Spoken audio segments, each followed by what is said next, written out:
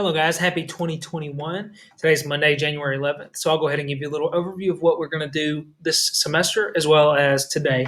So, this being January in my class, typically January through March, we read Romeo and Juliet. Okay, one of the most famous plays of all time. It's very old, written in 1595. So, it's almost 330 years old. However, the good news is it's a lot of fun to read. Students always enjoy it. And I know you're working from home, but you're still going to have the opportunity to read it, to enjoy it. There's a lot of humor, there's a lot of romance, there's a lot of action. So I think you're going to enjoy it. That's what we'll be up to this term. Let me show you what we're going to do today to kind of get our brains ready to start reading the play later this week. First thing you have is your first daily journal of the year, which is a very simple one.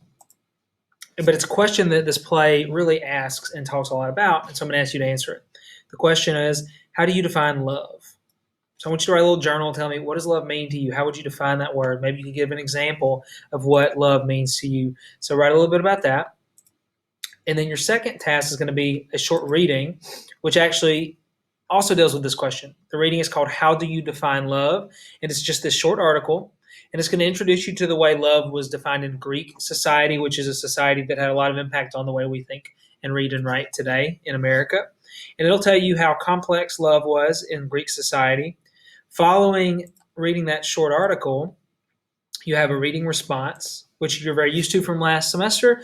You simply have 4 quick steps to complete. You'll write things you notice, a question you have based on the article, a connection you can make to something you read, and then some sort of meaning, theme, or overall idea you could derive from the text. You'll fill that out in a text box at the bottom of this assignment.